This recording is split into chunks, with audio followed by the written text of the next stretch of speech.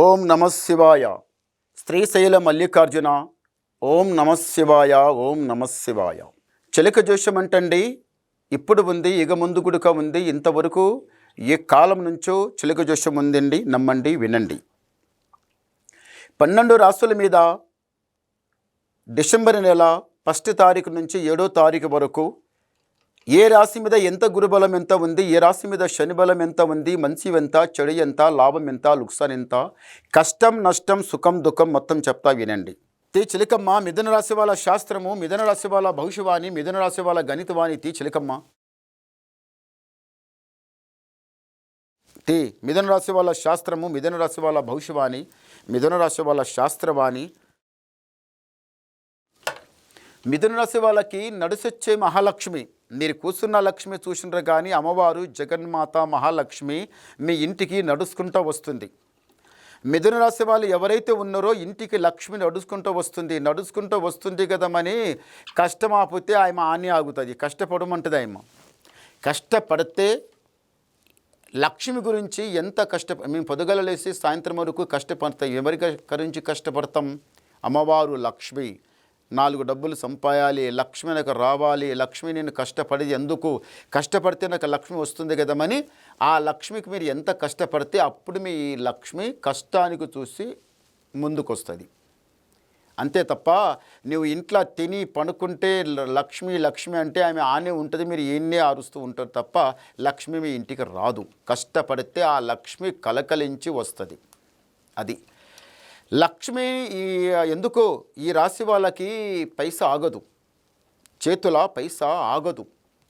కట్టి పెడతారు పైసకు పైసా మంచిగా కూడపెట్టి మంచిగా జతనంగా కట్టి పెడతారు కానీ ఆగదు.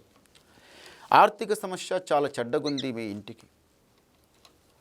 మిథున రాశి వాళ్ళకి కొన్ని రోజుల నుంచి చాలా ఆర్థిక సమస్య చాలా చెడ్డగా నడుస్తుంది. ఆరోగ్యంలో సరిగా ఉండకపోవడం, పైసా ఆగకపోవడం, నమ్మిన వాళ్ళు దూరం కావడం, నమ్మిన వాళ్ళు కూడా మోసం చేయడం, ఏదన్నా చేద్దామని బయటికి వెళ్తే అది ఒకటంటే ఒకటి కావడం, ఏదో చేస్తుంటే ఏదో కావడం, ఇది చాలా కొన్ని కష్టాలు నష్టాలు చాలా చెడ్డగా నడుస్తున్నాయి. ఈ మిథున రాశి వాళ్ళు మళ్ళొకటి ఏముందంటే ఇంటి లోపల ఏదో పని చేయాలి, అది చేయాలి, విధి చేయాలని మీరు చాలా ప్రయత్నం చేస్తుండ్రు. అంటే ఇంటి లోపల కళ్యాణము, పెళ్ళిళ్ళు, ఇల్లు ఏదో మీకు తోచిన కాడికి ఏదో చేయాలనుకుంటున్నారు కానీ జరగటం లేదు.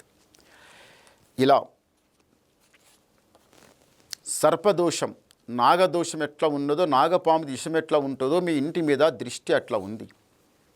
ఇంటి మీద దృష్టి వలన ఏమైపోతుందంటే మాత్రం ఎలా వచ్చిన పైసా అలాగే పోవడం ఉంది, ఎక్కువ ఆలోచించడం ఉంది, ఆలోచించడం ఎక్కువ, పని చేయడం ఎక్కువ, పైసా రావడం తక్కువ. అంటే దానికి తగ్గట్ట పైసా వస్తలేదంటే దారిద్ర్య గడియ ఇంటి మీద చాలా చెడ్డగా నడుస్తుంది. దరిద్రానికి నెత్తి మీద ఏదో బరువు పెట్టుకొని తావా నడుస్తే నడవలేం, కూలపడతాం, పైకి రాం. ఏమాయర నాగతి, ఎట్లాయర నాగతి, ఇదే నాగతి, ముందుకు పైకొస్తామా లేకపోతే ఇలాగే కింద పడిపోతామా, ఎవరెవరో పైకొస్తున్నారు, మాకేమాయరా రామచంద్ర భగవంతమని మీరు చాలా బాధపడుతుండ్రు. ఈ బాధపడితే పనులు కావు. భగవంతుడు మనసు లోపల తలుసుకొని భగవంతుడమని మనసులో తలుసుకొని మీరు ముందు కాలియండి, చాలా మంచి కలిసి వస్తుంది. చేయిపెట్టిన పని కలిసి వస్తుంది. పెద్దల సేవ చేయడం, ముందు ఆశీర్వాదం. ఇంట్లో ఏదన్నా పని సరిగా జరగకపోతే ఒకటి అనుకుంటే ఒకటి అవుతుంటే, అస్సలు ఇంట్లో మనిషి శాంతం లేకపోతే మీ ఇంట్లో ఉన్న దేవునికి మాత్రం మరవవద్దు.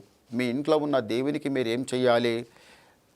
పూజా పునస్కారాలు కరెక్ట్ చేయాలి, నొష్టకు కుంకుమ పెట్టుకోవాలి, బయటికి వెళ్ళాలి. మళ్ళీ వచ్చిన తర్వాత స్వామికి దీపహారం ముట్టించి స్వామికి మనస్ఫూర్తిగా దర్శనం చేసుకోవాలి. అప్పుడు ఇంటికి 4 రోజులు కష్టం చూపించినా మళ్ళీ 4 రోజులు ఎలుగు చూపిస్తుంది, బాగుంటుంది. ఏదైతే మంచి దారి దొరుకుతుందో, మంచి దారి దొరికి ఒక్కొక్క మెట్టు లెక్కే అవకాశం ఎప్పుడు వస్తుందో అలాగే చేయాలి. అలా ఆ దారే నడవాలి. ఏ దారిలో అయితే లాభం వస్తుందో, ఏదైతే పని చేస్తుంటే లాభం అవుతుందో, లాభమయ్యే పని ఎప్పుడు వదిలిపెట్టవద్దు. నష్టమయ్యే పనికి దానికి కొన్ని రోజులు ఆపి మళ్ళీ చేయాలి. అంతే తప్ప లాభం వచ్చే పని లోపల మంచిగా కళ్ళారా 4 డబ్బులు చూసి కడుపు నిండా తిని ఇంటి యథార్థంగా ఉన్న తర్వాత అలాంటి సమయమే చూసుకోవాలి తప్ప అలాంటి దాంట్లో వదిలిపెట్టి మరి ఏరే దాంట్లో పోతే ఇంకా చిక్కులు వస్తాయి. అన్ని దారులు ఒకటి లెక్క ఉండవు, అన్ని సమయంలో ఒకటి లెక్క ఉండదు. ఒకరొకరికి ఇంటికి కొత్తగా ఇల్లు కొన్న తర్వాత ఈ రాశికి మిథున రాశి వాళ్ళు ఇల్లు కొనాలని చాలా ఆనందపడుతున్నారు. కొనాలే లేకపోతే కట్టాలి, అందరు కడుతుండ్రు, అందరు చేస్తుండ్రు. మనం కొనాలి ఇల్లు లేకపోతే కట్టాలి ఇల్లు అని వాస్తు ప్రకారంగా కట్టిన ఇల్లు, వాస్తు ప్రకారం ఉన్న ఇల్లు కొన్న ఇల్లు అది చాలా మంచిగా కలిసి వస్తుంది. దేవాలయంలో పోయి స్వామివారికి దర్శనం చేసుకొని ప్రసాదంగా కూర్చొని ఎంత ప్రశాంతంగా తింటే ప్రసాదం ఎట్లా ఉంటుందో మీ ఇంట్లో గుడక ఇంట్లో పోయి కారు రొట్టె తిన్నా కానీ అట్లా ప్రశాంతంగా ఉంటుంది. మంచిగా వాస్తు ఎక్కడ ఏమన్నా వాయుమూలలు ఉంటే అక్కడ కట్ చేసి పోతే పోని జాగా కట్ చేసి లేబుల్గా వాస్తు ప్రకారం కట్టుకోండి, లేకపోతే వాస్తు ప్రకారం ఉన్న ఇళ్ళన్నా కొనండి. అది మీకు బాగుంటుంది, మంచిగా ఉంటుంది, బాగుంటుంది, అన్నీ మీకు జయమే జరుగుతుంది. తొందరపడవద్దు. లక్ష్మి గురించి మీరు చాలా తపన పడుతున్నారు, చాలా ఆలోచిస్తున్నారు.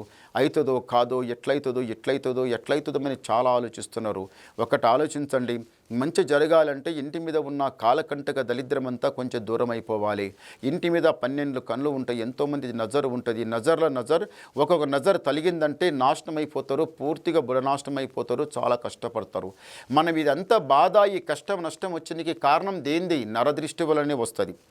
నరుల కన్ను ఇంటి మీద ఎప్పుడు తలిగిందో ఇల్లు కొందరు నమ్మరు.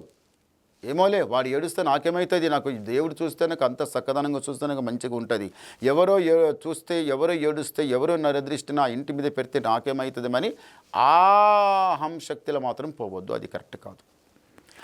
జీవితంలో మాత్రం తల వంచరు, చేయి జాపరు, రాజా బతుకు బతికేది ఉంది. ముందర అలాగే నడవాలని ఉన్నది. తొందరపడకండి. ఏమన్నా ఇంటి మీద కష్ట నష్టాలు వస్తే దృష్టి ఏమన్నా ఉంటే కొంత తొలగించుకోండి. మీ ఇల్లు పాలు పెరిగి పొంగుతుంది. ఈ మహాలక్ష్మి మీ ఇంటికి నడుచుకుంటూ వస్తుంది. నడుచుకుంటూ వచ్చే మహాలక్ష్మికి మీకు చల్లగానే చూస్తుంది. మీకేం పర్వాలేదు. లక్ష్మిలో ఏం తక్కువ ఉండదు. నిదానం, తొందర వద్దు. ఒకసారి గవ్వలేద్దాం. ఓం నమః శివాయ.